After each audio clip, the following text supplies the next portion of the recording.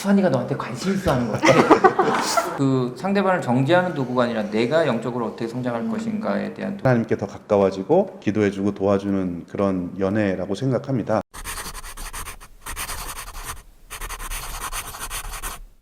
안녕하세요. 오늘은 크리스천 청년들의 연애 고민 상담을 위해 기독교 교육과의 스윗한 두 분을 모셨습니다. 바로 네, 안녕하십니까, 함영주 교수입니다. 네, 반갑습니다. 김수환입니다. 네, 이렇게 기교과의 스윗한 교수님들 김 교수님과 함 교수님을 모시고 기독교육과 위로 학생회장 저희와 함께 기독교 청년들의 연애 고민에 대해 함께 나눠보도록 하겠습니다. 네, 첫 번째 질문인데요. 교수님들의 연애 이야기가 궁금합니다.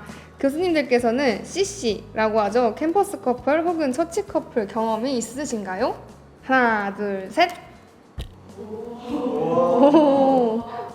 그러면은 한 분씩 연애 경험을 들려줘야 될 것 같아요. 예, 저는 CC 캠퍼스 커플의 CC는 아니고요. 왜냐하면 워낙 내성적이어서 철치 커플의 CC였고 지금 아내가 그 사람이어서 그분하고 만나서 제가 결혼을 했습니다. 제가 중등부 사역을 할 때 저희 부서의 선생님이셨습니다. 그래서 선생님께 간청을 해서 제가 결혼을 하게 됐습니다. 그러는 교수님은 어떻게? 두 가지 다 있었어요. 학교 캠퍼스에서는 그 같은 과 학우랑 사귀었던 적이 있고요. 교회에서는 저희 와이프가 찬양단을 하고 있었는데 그 찬양단의 리더 형이 어느 날 갑자기 야 수환아 너 우리 찬양단에 와서 같이 찬양하자. 예 형 좋죠. 그래서 갔는데 저희 와이프가 찬양단을 하고 있었어요. 하나님께서 허락하셔서 와이프를 그 찬양단에서 만나게 됐습니다. 근데 그 학교 CC가 처치 CC하고 동일이신가요? 그 노코멘트 하겠습니다. 네.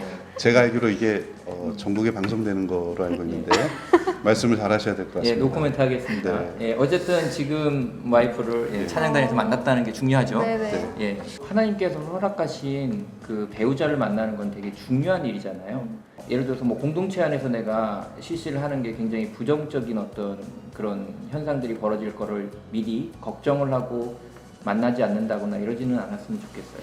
예, 그래서 그 모든 과정을 사실은 하나님한테 맡기면 저희는 못 그랬지만 저는 그랬어요. 그랬어요? 저는 못 그랬습니다. 그랬던 적이 있어서 만약에 하나님께 그 맡기고 그 모든 과정을 진행을 한다면 당연히 뭐 그 안에서 하나님께서 허락하신 배우자를 만날 수 있지 않을까 기대합니다. 감사합니다. 마지막으로 CC를 하고 있거나 하고 싶어하는 그 청년들에게 한 말씀씩 해주셨으면 감사하겠습니다. 전국에 있는 기독 청년들한테 이렇게 또 메시지를 전하려다 보니까 또 가슴이 웅장해지네요. 예전에 제가 처음에 사랑을 할 때는 그냥 서로 마주봤어요. 저의 모든 삶의 중심이 그 친구를 중심으로 움직이는 거예요. 하나님과의 소통하는 나의 삶이 이제 없어지는 거죠. 물론 이제 같은 크리스찬 안에서 살다 보면 같이 이제 예배도 드리고 얼마나 좋겠어요. 뭐 손잡고 예배 드리고, 뭐 손잡고 기도원 가고, 뭐 예배 시간에 손잡는 거 괜찮나요? 주님이 원하시지 않을 겁니다. 그래요? 그런가요? 그러면 그런 아니, 손은 손잡고 찬양 이렇게 하시면 됩니다. 주님께. 예. 그런데 이제 그 시간조차도 사실은 하나님께 드려지는 시간이 아니라 그 친구랑 같이 앉아 있는 시간으로 느껴지는 경우들이 종종 발생을 합니다. 그래서 제가 크리스찬의 지속 가능한 연애는 무엇일까 고민을 하다가 지금의 와이프를 만나면서 그걸 확실하게 깨달았어요.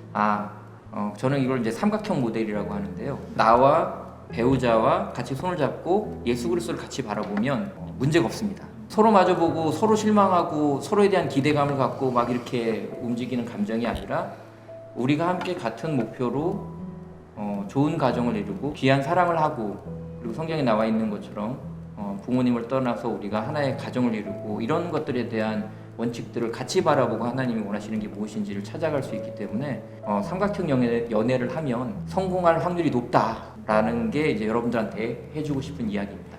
저는 조금 약간 철학적인 차원에서 좀 말씀을 좀 드리려고 하는데요. 연애는 두 가지를 잘 하면 되는데 하나는 경계, 하나는 관계입니다.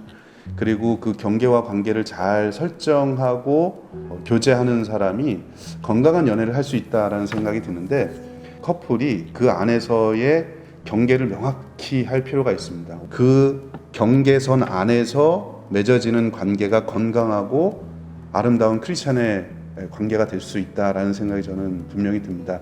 사실 인간이 타락하게 된 계기도 하나님의 영역을 넘어서는 순간부터, 그게 불순종이잖아요. 그 경계선을 넘어서는 순간 하나님과의 관계도 완전히 깨지게 되거든요. 둘 사이에 성경이 말씀하는 그 경계선 안에서 건강하게 경계선을 설정하고 그 안에서 마음껏 주 안에서 영적인 또 건강한 관계를 맺어가면 크리스찬 연애가 다른 세상의 연애와는 다른 건강한 연애가 될 수 있지 않겠는가, 그런 생각이 듭니다. 네, 다음 코너는요. 교수님들과 함께 지난 회차 영상을 보면서 같이 사랑 그게 뭔데에 대해서 알아보려는 시간을 가지려고 합니다. 기성리에서 만나서 같이 된 기성리가 그 산실이구만. 기성리를 한 그 1년 네? 동안에는 이 기성리 비밀- 원장님. 제가 담당했었습니다. 저희는 네. 비밀로 하는 게 우선 되게 좋은데 그런 게 아니라면 공개로 하는 게 굉장히 편합니다. 실제로 저도 비밀을 한 1년 넘게 했었거든요. 공동체 안에서 이런. 뭐 여러 가지 이유가 있었는데 그냥 제가 지나가면서 그 제 여자친구를 좋아하는 눈빛을 제가 참을 수가 없었거든요.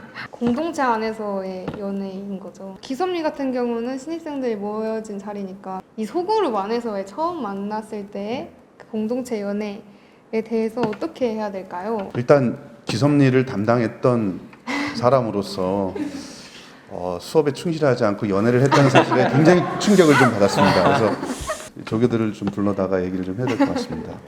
이 영상의 핵심은 비밀 연애를 어떻게 해야 되느냐, 아니면 뭐 공개를 해야 되느냐, 서로 같이 공동체 생활을 하면서 이 사람이 어떤 사람인지, 내가 어떤 사람인지를 서로 알고 알아가는 과정 속에서 서로에 대한 어떤 믿음, 신뢰, 이런 부분에 확신이 있으면 저는 그때는 공개 연애를 해도 된다고 보는데, 그렇지 않을 때까지는 좀 서로에게 불편하지 않을까.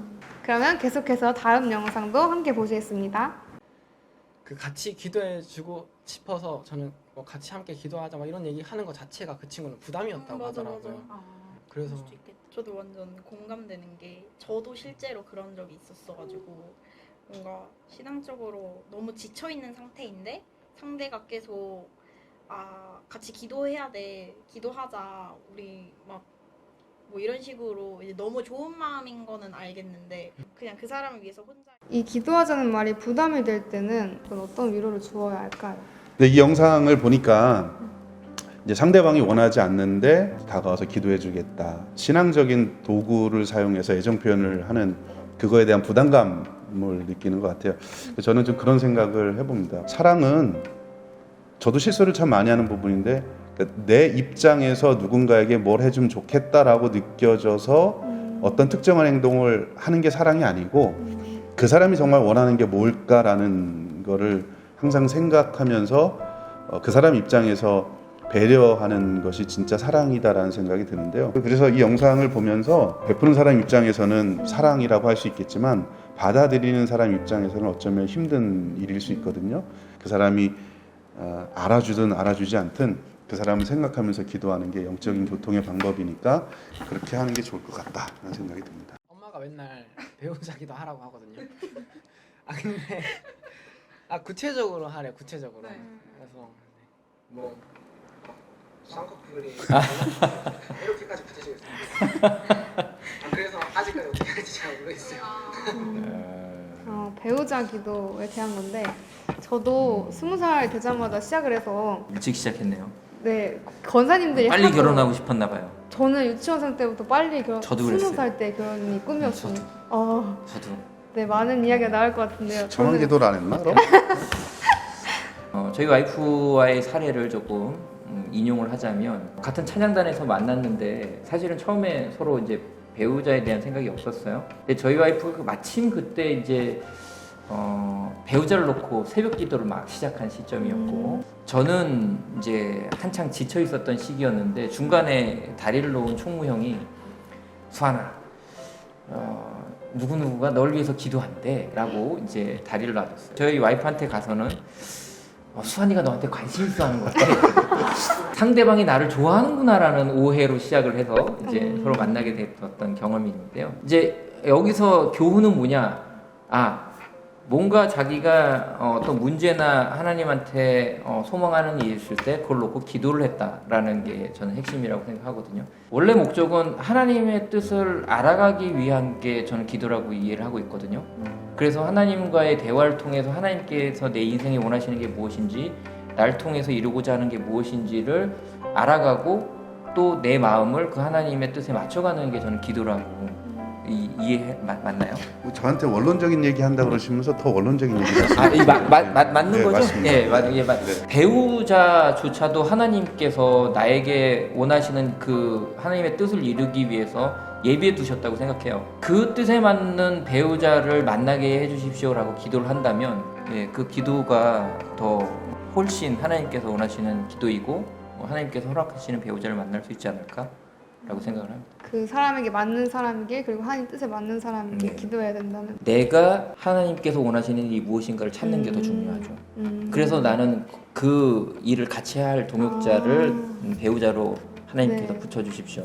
저희는 비전 중에 하나가 아직 가족 찬양단을 이루는 게 저희 비전 중에 하나입니다. 나중에 한 번 더 모셔주시면 예, 좋을 것 같아요. 나중에 유튜브 나올지도 몰라요. 가족 찬양단으로 김교도 찬양단 막 이렇게.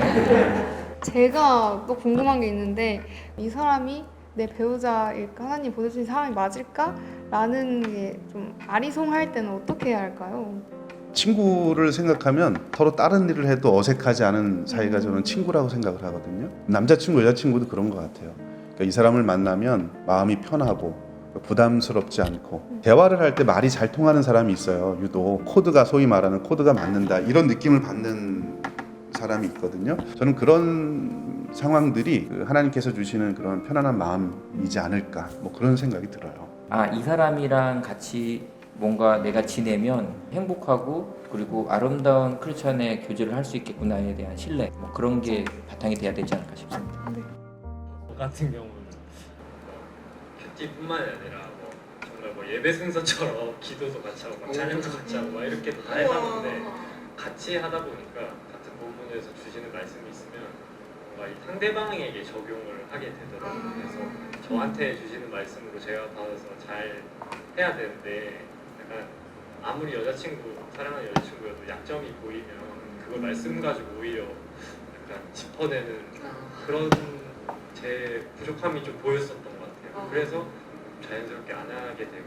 이럴 때 어떻게 하면 좋을까요? 여러 가지 방법들을 써봤거든요. 뭐 가정 예배도 드려보고 그다음에 삶을 나누는 것도 해보고 성경 읽기도 해보고 하는데요. 특히 목적이 뭔가 생각해 보면 결국은 영적 성숙이 아닌가 생각되는 거거든요. 그러면 그 상대방을 정죄하는 도구가 아니라 내가 영적으로 어떻게 성장할 것인가에 대한 도구. 그러니까 현재지향적이 아니라 미래지향적인 이야기를 좀 했으면 좋겠어요. 예를 들어서 가정을 이룬다면 아니면 우리가 뭐 몇 년 뒤에 이렇게 계속 사랑을 유지한다 그러면 이 말씀을 통해서 우리가 어떻게 변해 있을까 뭐 이런 식의 약간 미래지향적인 이야기들로 포커스를 좀 맞추면 덜 싸우지 않을까요? 내 개선은 도와드릴 수 없는 일이에요. 네, 우리도 알고 있습니다. 이게 참 어려운 문제라는 걸 우리가 알고 있고 시리도 알고 있다는 것도 우리가 알고 있고 그렇습니다. 모두가 알고 있는. 다 알고 있습니다. 이제 슬슬 코너가 끝나가서 너무 아쉬우시죠, 교수님들? 아니요, 아쉽진 않아요. 네. 기독 청년들에게 많은 도움이 또 도전이 되었을 거라고 생각합니다. 지금까지 이 회장과 함 교수와 예, 김 교수였습니다. 감사합니다.